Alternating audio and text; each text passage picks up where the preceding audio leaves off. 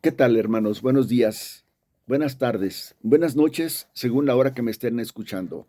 Quiero compartir con ustedes un mensaje de el Apocalipsis, capítulo 17, de todo el capítulo.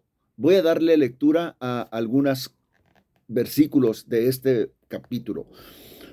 Dice así: vino entonces uno de los 7 ángeles que tenían las 7 copas y habló conmigo diciéndome: ven acá y te mostraré la sentencia contra la gran ramera, la que está sentada sobre muchas aguas, con la cual han fornicado los reyes de la tierra, y los moradores de la tierra se han embriagado con el vino de su fornicación. Y me llevó en el espíritu al desierto, y vi a una mujer sentada sobre una bestia escarlata llena de nombres de blasfemia, que tenía 7 cabezas y 10 cuernos. Y la mujer estaba vestida de púrpura y escarlata, y adornada de oro, de piedras preciosas y de perlas. Y tenía en la mano un cáliz de oro, lleno de abominaciones y de la inmundicia de su fornicación. Y en su frente un nombre escrito, un misterio: Babilonia la Grande, la madre de las rameras y de las abominaciones de la tierra. Vi a la mujer ebria de la sangre de los santos y de la sangre de los mártires de Jesús, y cuando la vi, quedé asombrado con gran asombro. Y el ángel me dijo: ¿por qué te asombras? Yo le dije: el misterio de la mujer y de la bestia que la trae, la cual tiene las 7 cabezas y los 10 cuernos. La bestia que has visto era y no es, y está para subir del abismo e ir a la perdición, y a los moradores de la tierra, aquellos cuyos nombres no están escritos desde la fundación del mundo en el libro de la vida, se asombrarán viendo a la bestia que era y no es y será. Esto para la mente que tenga sabiduría. Las 7 cabezas son 7 montes sobre los cuales se sienta la mujer, y son 7 reyes. 5 de ellos han caído, uno es, y el otro aún no ha venido. Y cuando venga, es necesario que dure breve tiempo. La bestia que era y no es también el octavo, y es de entre los 7, y va a la perdición. Bueno, léanlo por favor completo, el capítulo 17. Voy a meditar con ustedes sobre estas palabras. Este texto, en primer lugar, nos muestra la soberanía de Dios. ¿Qué es la soberanía de Dios? Bueno, pues que Dios gobierna en todas las cosas, en todos los tiempos, en todas partes, sin excepción. No hay nada que ocurra en el universo, ni en tu vida, ni en la familia, ni en el país, ni en la iglesia, ni en tu cuerpo. No hay nada contraria a su voluntad. Hay cristianos que hablan de la caída de Dios, de la soberanía de Dios, la caída de la soberanía de Dios. De eso hablan. Un verdadero cristiano no duda de la soberanía de Dios, mucho menos se opone a ella. Si Dios no ejerce su gobierno o su voluntad y sus propósitos en el mundo, en mi vida, entonces Dios no es mi Dios. Dios es totalmente soberano para hacer como Él quiera. No es parcialmente soberano. No podemos decirle soberano y hacer como se nos dé nuestra gana. No. La enseñanza de la soberanía de Dios está en la Biblia, en todas partes. ¿Por qué no nos damos cuenta de ella o por qué no queremos darnos cuenta? ¿Por qué casi no se predica? Los cristianos deberíamos de estar emocionados, consolados, tranquilos, cantar, predicar, escribir acerca de la soberanía de Dios. Un texto en particular que habla claramente de la soberanía de Dios es Efesios capítulo 1. Ahí, por ejemplo, el versículo 4 dice, nos escogió Dios, por supuesto, en Cristo, antes de la fundación del mundo, para que fuésemos santos y sin mancha delante de Él. Vean, nos escogió antes de la fundación del mundo, cuando todavía no hacías, ni deshacías, ni bien, ni mal. Te escogió. En el versículo 5 dice que nos escogió desde antes de la fundación del mundo en amor. En amor. Habiéndonos predestinado para ser adoptados hijos suyos por medio de Jesucristo, según el puro afecto de su voluntad. No olviden, el puro afecto de su voluntad nos escogió para ser santos, sin mancha delante de Él. En el versículo 6, estoy revisando Efesios 1, ahora el versículo 6, para alabanza de la gloria de su gracia, con la cual nos hizo aceptos en el amado que es Cristo. Versículo 7, en quien tenemos redención por su sangre, el perdón de pecados, según las riquezas de su gracia. Versículo 9, bueno, estoy leyendo Efesios 1, 9, dándonos a conocer el misterio de su voluntad, según su beneplácito, el cual se había propuesto en sí mismo. Versículo 11, en él, en Cristo, asimismo, tuvimos herencia, habiendo sido predestinados conforme al propósito del que hace todas las cosas, según el designio de su voluntad. Noten, su voluntad. No nos da oportunidad para ejercer nuestra voluntad o para ganarnos el derecho de ser escogidos, ser perdonados. No lo podemos lograr nosotros, es por su voluntad, por su amor, por su propósito, por su soberanía, por su gracia. Bueno, todos los acontecimientos de tu vida y de mi vida, Él es soberano sobre tus sufrimientos, sobre las injusticias que se han hecho y que se están haciendo. Soberano en nuestras pruebas de fe, soberano en nuestros colapsos económicos, soberano sobre tu familia que es disfuncional o exitosa o complementar, que sea como sea. Soberano sobre los poderes políticos, sobre la maldad, soberano también. Por ejemplo, José el soñador terminó siendo el segundo de más poder en Egipto. Pero cuando era más joven, un adolescente,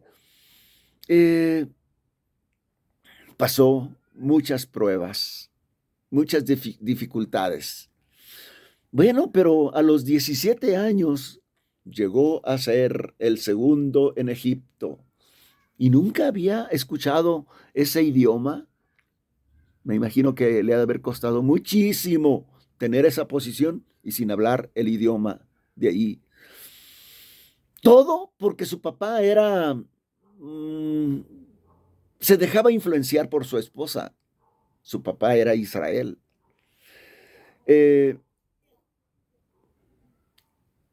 Y sus hermanos eran envidiosos contra él. José vence todos las dificultades que vinieron una tras otra, hasta que llegó a ser el mayordomo de un militar poderoso llamado Potifar.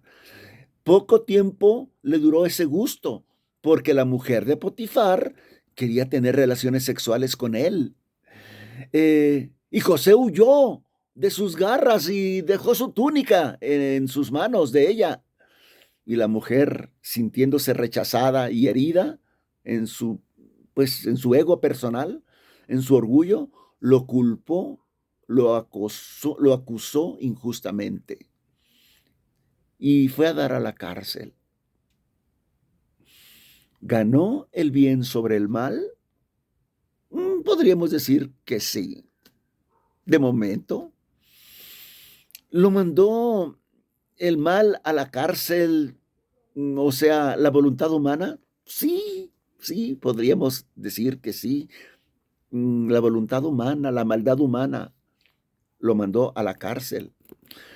Y podría José tal vez preguntarse, como nosotros a veces nos preguntamos, yo me he esforzado para vivir agradándole a Dios. ¿Dónde está Dios ahora?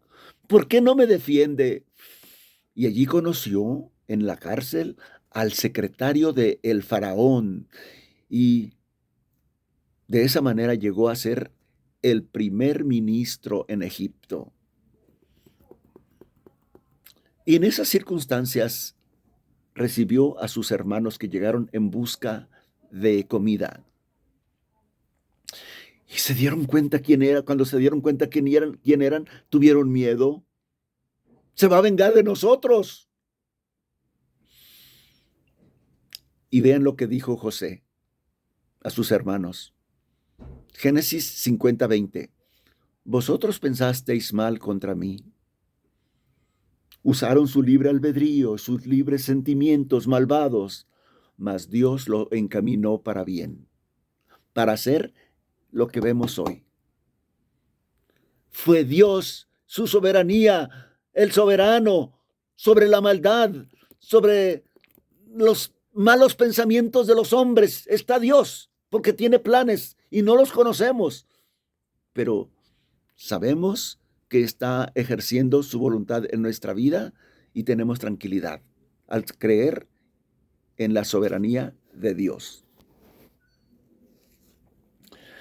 La esposa de Job, al ver la miseria en todos los sentidos de su esposo y de su familia, le dijo a Job, maldice a Dios y muérete ya. Mira nada más en qué hemos quedado. Y Job le dijo, Dios dio, Dios quitó, sea el nombre de Dios bendito. Desnudo salí del vientre de mi madre, desnudo volveré allá. Jehová dio, Jehová quitó, sea el nombre de Dios bendito. Cuando aceptamos la soberanía de Dios, es un gran consuelo, una gran tranquilidad en medio de las adversidades. Pero en Apocalipsis capítulo 17, que es nuestro texto, habla de la aniquilación de la gran ramera. ¿Quién es la gran ramera? Quiero aclarar esto. Yo quería que me lo aclararan cuando estaba aprendiendo la palabra de Dios al principio de mi conversión. Quería que me dijeran quién es esta mujer que se presenta aquí en Apocalipsis. ¿Quién es? Y por supuesto que no es una mujer, ni tampoco ramera. Literalmente hablando, no es una mujer, ni es una ramera. Acuérdense que en Apocalipsis todo es simbólico. Es el símbolo de la seducción, esta mujer. Es símbolo del engaño. Es muy atractiva, es rica, influyente, promete mucha prosperidad a todos los que se unan en amoríos con ella. Y tiene en su mano una copa de oro y está hermosamente peinada, ataviada, maquillada, y tiene una copa de oro en su mano. Es realmente una bruja malvada, egoísta, que atrae para defraudar. y apartarlas de Cristo, del Evangelio. Y su nombre es, según lo que leímos en el versículo 5, Babilonia la Grande, la madre de las rameras y de las abominaciones de la tierra. Es la madre de las abominaciones de la tierra. Y se nos dice aquí mismo en este pasaje de Apocalipsis 17 que esta mujer es un misterio. O sea, no es una mujer realmente. No es una ramera tampoco. Es un misterio que hay que descifrar. En Proverbios, que no es simbólico, sino directo, habla de una ramera. Vean, les presento otro contraste, otra parte de una ramera donde habla la Biblia de una ramera directamente, sin símbolos. Pero vean, es algo muy parecido para que vean cómo hacen las rameras. En Proverbios se describe a una prostituta también muy hermosa, seductora, con sus mejores vestidos y sus mejores joyas, y que sus labios destilan miel. Su hablar más suave que el aceite, maquillaje perfecto, y estaba disponible. Él la siguió. Habla de un joven. La siguió como el buey que va al matadero. Vean cómo describe al joven como el buey que la sigue, que va al matadero. Es el que la va siguiendo, sin saber que le costaría su vida. Era como un pajarillo que se metía en la trampa.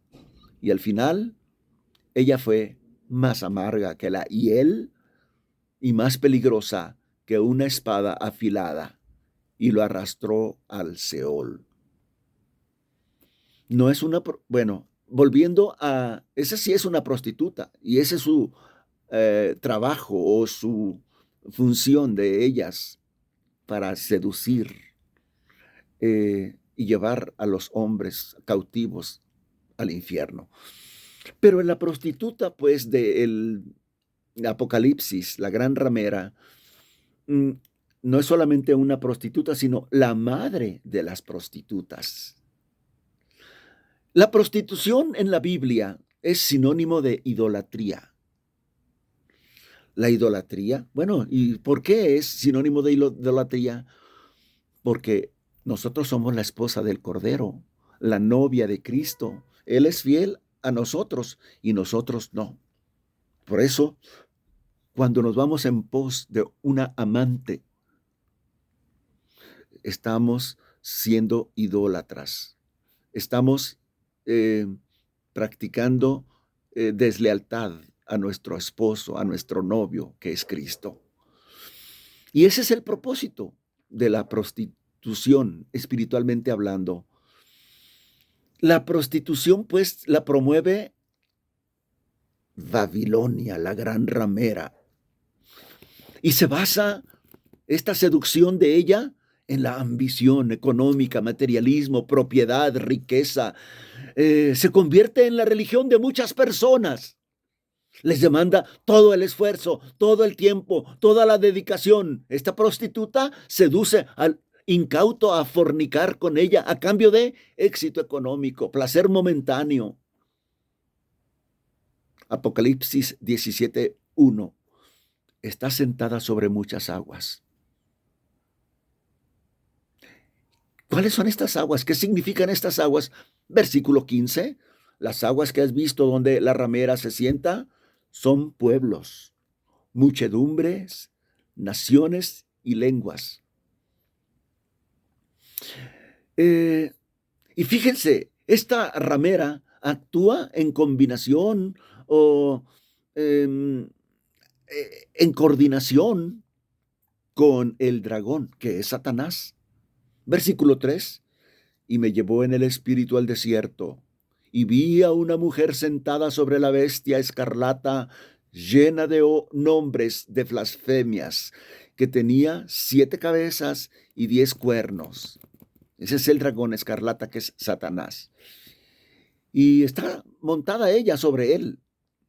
están actuando en combinación, en común acuerdo. Versículo 18, Apocalipsis 17, 18. La mujer que has visto es la gran ciudad que reina sobre los reyes de la tierra. Oh, ahora se le llama ciudad. Y muchos dicen, es el Vaticano. Y también aquí se le nombran que está rodeada de 7 colinas. Es el Vaticano. No, no, nada literal. La mujer es una ciudad, sí, aquí se le llama que es una ciudad. Apocalipsis usa estas mezclas de símbolo. Los símbolos que usa para Jesucristo son, por ejemplo, el león cordero. Mezcla de símbolos. La antítesis de esta ciudad, Babilonia, la antítesis de Babilonia es otra ciudad, es la Nueva Jerusalén. Las dos opuestas, una a la otra.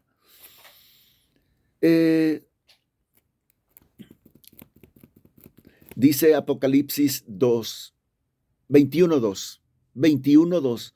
Yo, Juan, vi a la santa ciudad, a la Nueva Jerusalén, descender del cielo, dispuesta como una esposa ataviada para su marido. El Cordero es su marido. Pero vean, es la santa ciudad, la Nueva Jerusalén. Bueno, hasta ahorita ya hemos estudiado que la Babilonia, la gran ramera, la madre de las rameras y de las abominaciones de la tierra, es una ciudad. Y se opone a otra ciudad que es la Nueva Jerusalén. La Nueva Jerusalén es pues la novia que es virgen, novia virgen del Cordero. Esto simboliza sin manchas, sin arrugas o cosa semejante. No ha hecho nada impuro, nada malo, ningún pecado se encuentra en ella. ¿Cómo es posible que eso suceda en esta persona o personas? Sí, esa es la gran virtud que tiene la sangre de Cristo, que nos perdona, nos limpia de todo pecado y de toda maldad para estar sin mancha, sin arruga, puros como vírgenes para nuestro esposo. Cuando la Biblia se refiere a la santa ciudad de la Nueva Jerusalén, se refiere a la comunidad de sus habitantes, más que otra cosa, y se refiere a ellos así. Apocalipsis 21:4. Vean, se refiere a gentes, es la Nueva Jerusalén. Enjugará Dios toda lágrima de los ojos de ellos. Y ya no habrá más muerte, ni más llanto, ni clamor, ni dolor, porque las primeras cosas pasaron. Dios promete a esta santa ciudad, a esta gente, especialmente es gente, se le refiere a esta ciudad como un conjunto de personas. Y podríamos llamar a este texto Historia de las dos ciudades, que hay una novela así de un escritor inglés que así le puso a su novela, Historia de las dos ciudades, Charles Dickens. Babilonia, pero en este caso son Babilonia y la Nueva Jerusalén. Esa novela es Londres y París, pero aquí es Babilonia y la Nueva Jerusalén, la ramera y la novia, el reino de Cristo, donde Él es la lumbrera de la Nueva Jerusalén, se distingue por servir esta Nueva Jerusalén, servirle y adorarle solamente a Él, al Dios vivo, verdadero. En cambio, Babilonia es el reino de las tinieblas, abarca el poderío económico, político, religioso, idolátrico. De allí saldrá el anticristo. Cuando el Apocalipsis fue escrito, Roma era la antítesis de la Nueva Jerusalén, de Jerusalén. Babilonia trasciende toda la historia. Muchos han dicho, el comunismo, el socialismo, el materialismo, el nihilismo. Y ahora el neoliberalismo le llaman o algo así. En su momento, todas estas corrientes filosóficas los identificaron como doctrinas de demonios, y a Hitler, a Mussolini, a Lenin eran los anticristos. Sea como sea, el espíritu del materialismo, del utilitarismo, del capitalismo, el espíritu mundano, en otras palabras, mundano, siempre ha estado presente en el mundo, en la vida humana, siempre. Su propósito es dominar al mundo, a los habitantes de la tierra, en todos los aspectos, en el aspecto económico, político, religioso. Esa es Babilonia, la madre de las rameras. Está presente, nos quiere seducir para alejarnos de Cristo. Promete riquezas, fama, libertinaje, reina sobre los reyes de la tierra, dice la Escritura, nuestro texto. ¿Y hasta dónde abarca su influencia? Bueno, en Apocalipsis 17:15 dice: te mostraré la sentencia contra la gran ramera, la que está sentada sobre muchas aguas. Muchas aguas significa muchedumbre. O sea, todo el mundo pagano, todo el mundo incrédulo o ateo, que los que van caminando en tinieblas, sin saber que el siguiente paso es para caer al gran abismo y a su perdición eterna. Hay personas así. En Apocalipsis 21:8, escuchen, lo voy a leer. Pero los cobardes, incrédulos, los abominables y homicidas, los fornicarios, hechiceros, los idólatras y todos los mentirosos tendrán su parte en el lago que arde con fuego y azufre. En vista de todo este trágico desenlace, Dios nos manda, Apocalipsis 18:4, salid de ella, pueblo mío, para que no seáis partícipes de sus pecados, ni recibéis parte de sus plagas, salid de ella. En el siguiente versículo es donde se ve la soberanía de Dios. Es Apocalipsis 17:16. Apocalipsis 17:16. Y los 10 cuernos que viste en la bestia, estos aborrecerán a la ramera y la dejarán desolada y desnuda, y devorarán sus carnes y la quemarán con fuego. Los que primero eran sus amigos, los que la apoyaban, se volvieron contra ella.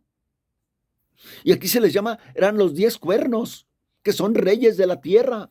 Y de repente no solamente se acabó su amaciato, sino que ahora la odian, la abandonan. Ella se ataviaba elegantemente y ahora está desnuda. Traía adornada de joyas muy finas y se maquillaba muy elegantemente. Ahora no tiene ni ropa que ponerse.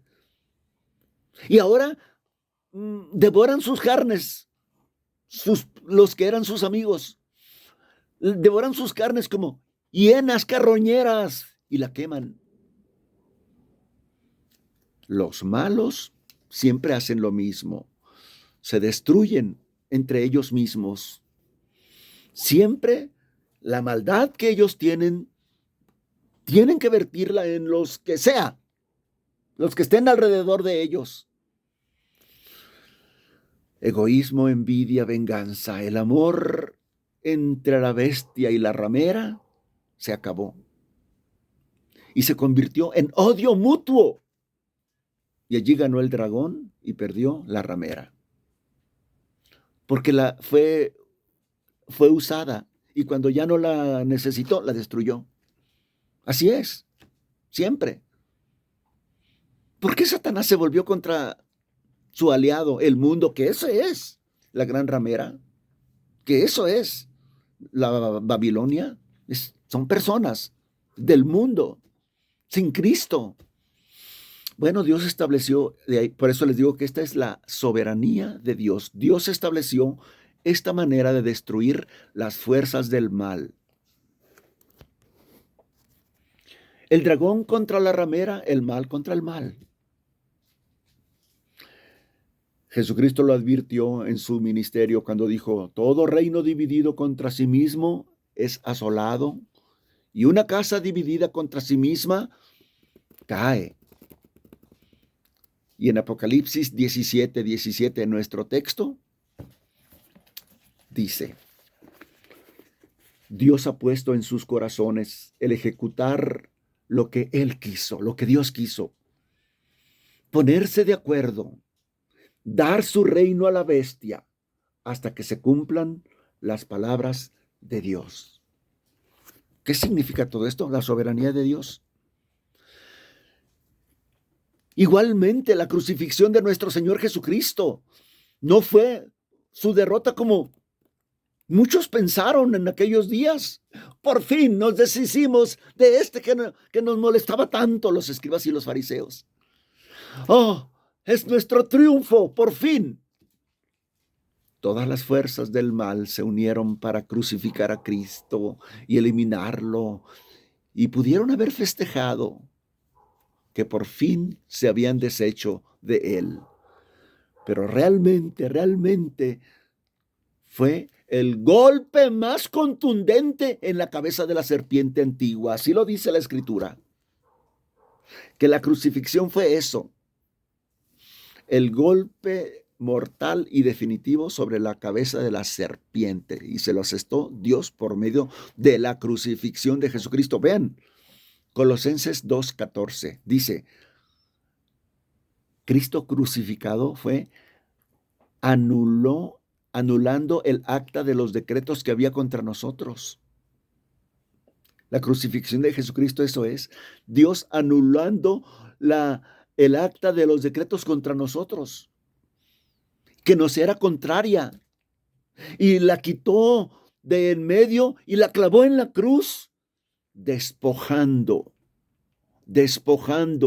a los principados y a las potestades, a los ángeles malvados, a Satanás y a los ángeles malvados. Los despojó.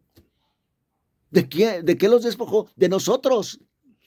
Vivíamos en su poder, en el reino de las tinieblas, y de ahí nos arrebató el Señor Jesucristo y nos pasó a la luz admirable de su reino. Y los exhibió públicamente, inútiles, débiles, derrotados, y él vencedor, triunfando sobre ellos, sobre la cruz, triunfando sobre ellos y juntamente a nosotros salvándonos. Eso sucedió en la crucifixión de Jesucristo. Fue anulada toda el acta, toda la lista de pecados que había contra nosotros. Despojó a los demonios de nosotros. O sea, nos arrebató de la posesión de ellos, del Satanás que tenía sobre nosotros, y triunfó sobre ellos.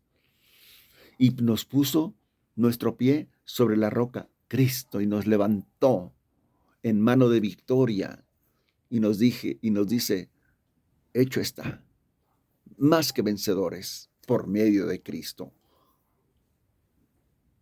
Babilonia, la gran ramera, la que se sienta sobre muchas aguas, que son pueblos, naciones, lenguas. Esa es la gran ramera, su sistema económico, político, religioso. El mundo que nos quiere atrapar, seducir, fue destruido, y esa es la gran ramera. Y Dios nos ha puesto estas dos opciones. ¿A quién quieres pertenecer? ¿A Babilonia o a la Nueva Jerusalén? Yo quiero dejar a Babilonia, al mundo, a Satanás, y quiero pertenecer a la ciudad que descendió del cielo o que desciende del cielo, y nada impuro entrará sobre ella, en ella, sino solamente los que están vestidos de túnicas blancas, limpias y resplandecientes, que es la justicia de Cristo que te puede dar. Recibe a Cristo en tu vida, en tu corazón.